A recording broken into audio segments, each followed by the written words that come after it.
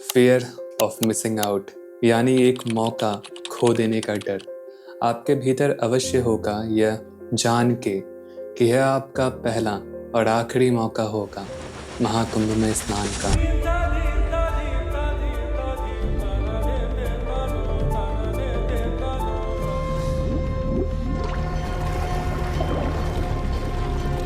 स्मरणाय महेश्वराय नित्याशुद्धाय दिगंबराय। और शायद किसी कारण आप प्रयाग जाने में असमर्थ होंगे या जा भी रहे होंगे, तो भी जो मैं बताने वाला हूँ वो समझें। कुछ कारण से आप यह देख रहे हैं। योगियों और तांत्रिकों ने हमेशा इस बात पर जोर दिया है कि महाकुंभ आपके भीतर घटित होता है, त्रिवेणी आपके भीतर है। अवश्य प्रयाग जाएं अगर जा सके तो, मगर अंदरूनी कुंभ का महत्व समझें कि इसमें कैसे डुबकी लगाना है, इन 44 दिनों को यूटिलाइज कैसे करना है सही से, वही आज मैं समझाऊंगा। लेकिन पहले तांत्रिक और गोरखनाथी योग संप्रदायों के शास्त्रों से और अपने अनुभवों से इस महाकुंभ का, त्रिवेणी और प्रयाग का, 12 वर्षों का, सूर्य चंद्र इत्यादि ग्रहों का मैं आपको सही अर्थ समझाऊंगा, जो ज्ञान मुझे नाथ योगियों से प्राप्त हुआ और जो पहली बार प्रकट किया जा रहा है यूट्यूब पर। और अंत में साधकों के लिए एक अत्यंत महत्वपूर्ण विषय पर बात होगी। योगियों और तांत्रिकों ने हमेशा से इस बात पर जोर दिया है कि सभी तीर्थ आपके भीतर हैं, समस्त ब्रह्मांड ही आपके भीतर है, पिंड से ही ब्रह्मांड का अस्तित्व है। और इन संप्रदायों में दीक्षा के बाद कुछ हायर प्रैक्टिसेस साधकों को सिखाई जाती है, जिसमें उन्हें इन तीर्थों को, जैसे कामरूप, काशी, प्रयाग इत्यादि को अपने शरीर के अलग अलग अंगों पर स्थापित करना सिखाया जाता है। और यह भी एक तरह का न्यास है। इससे उन्हें यह स्पष्टता मिल जाती है कि बाहर कुछ नहीं है। किसी भी बाहरी तीर्थ में जाके, किसी भी नदी में नहा के, कहीं दर्शन करके पूर्णता को प्राप्त नहीं किया जा सकता, जब तक ये अवधारणा आपके अंदर रहती है कि भगवान, कोई तीर्थ, यह प्राप्त करने योग्य वस्तु हमसे बाहर है, तब तक आड़व मल सशक्त रहेगा। आड़व मल यानी वह मलिनता जो हमारे अंदर इस विश्वास के रूप में है कि हम स्वभावतः अपूर्ण हैं और हमें पूर्ण होने के लिए कुछ चाहिए, जो हमसे अलग है, जो हम नहीं हैं, जो हमसे बाहर है। इसी से माया अस्तित्व में आती है और फिर माया से कर्म के बंधन। इनके बारे में विस्तार से मैंने शिव सूत्र में चर्चा की है। तो क्योंकि सब हमारे भीतर है, तो यह त्रिवेणी और कुंभ भी हमारे भीतर ही घटित होता है। इससे साधकों के मन से यह फियर ऑफ मिसिंग आउट खत्म हो जाता है। उन्हें समझ आ जाता है कि जब तक आप अपने ऊपर काम नहीं करेंगे, साधनाएं नहीं करेंगे, जब तक आप बाहर अपनी पूर्णता ढूंढते रहेंगे, तब तक किसी तीर्थ का आप पर कोई प्रभाव नहीं होगा। उल्टा यह आपके द्वैत और अपूर्णता के भ्रम को और सशक्त ही करेंगे। और यह बात सत्य भी है।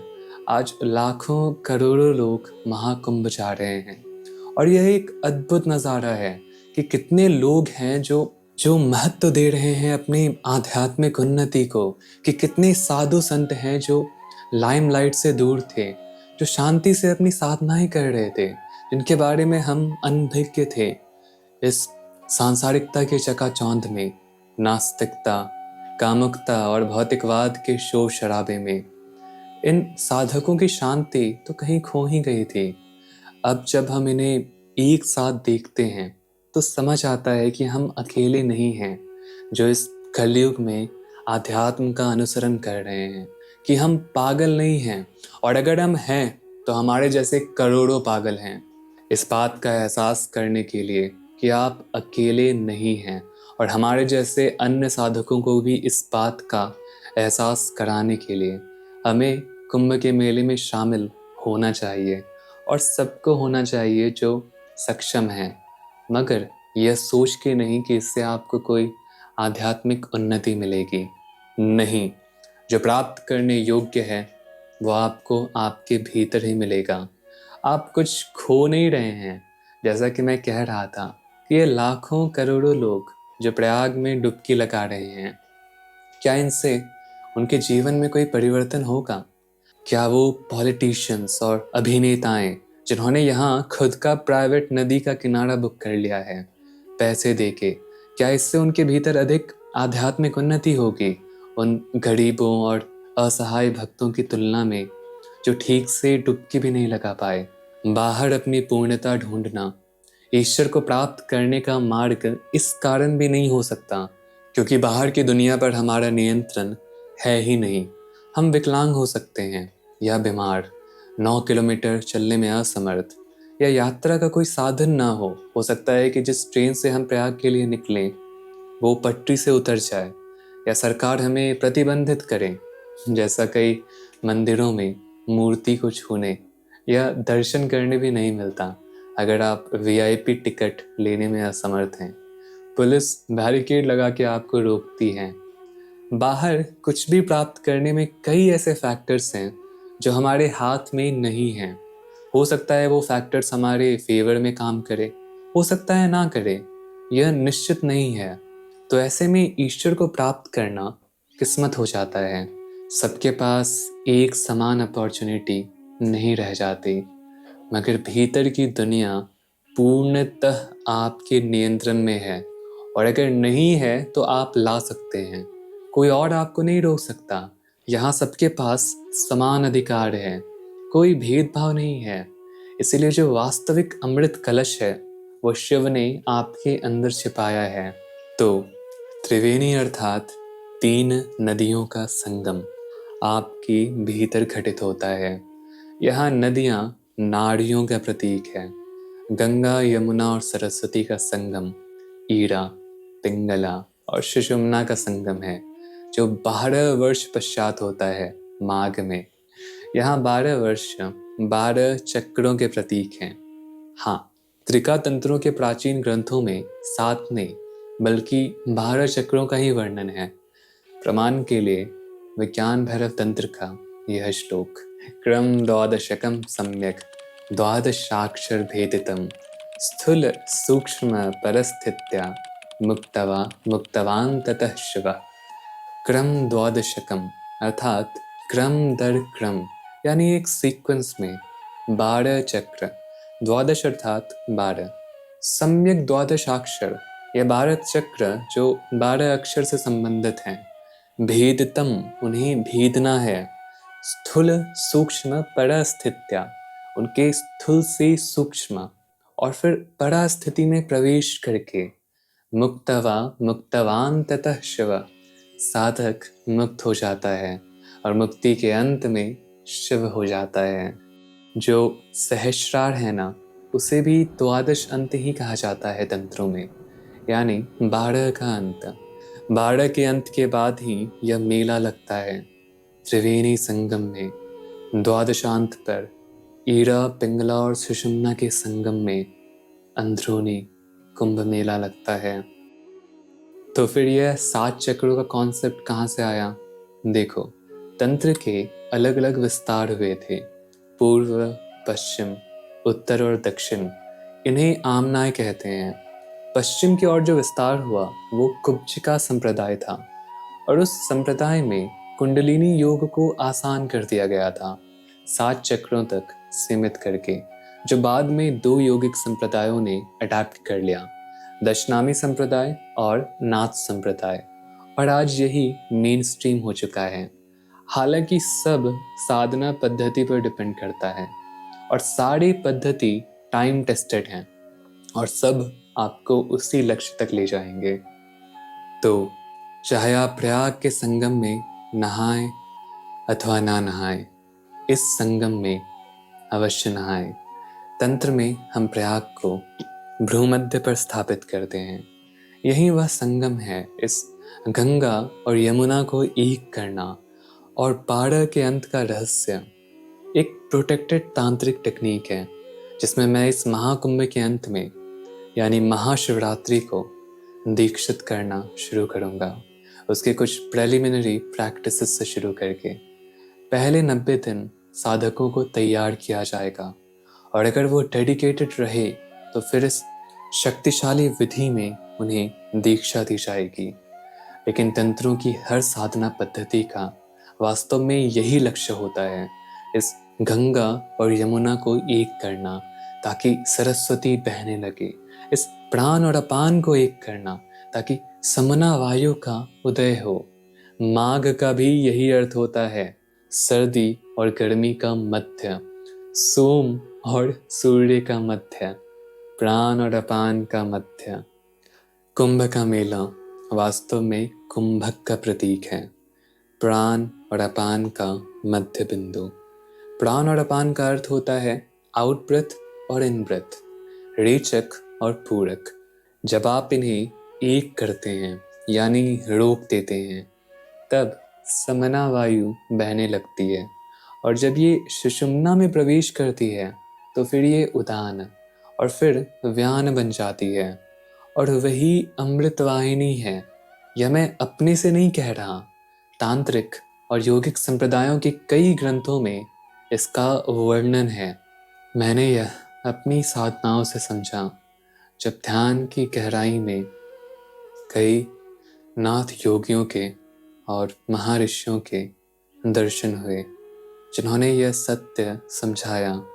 मगर इस बात को आप मानेंगे नहीं, और ठीक बात भी है, यह मेरा भ्रम भी हो सकता है।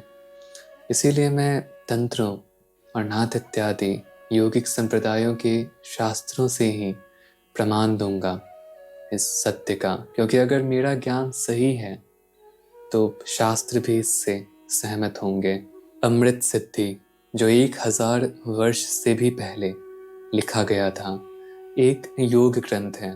उसके पहले अध्याय में ही कहा गया है कि समस्त ब्रह्मांड, 14 लोक, सप्तद्वीप, नदियाँ, समुद्र, देवताएं, सूर्य, चंद्र और समस्त ग्रह इत्यादि सब हमारे भीतर है।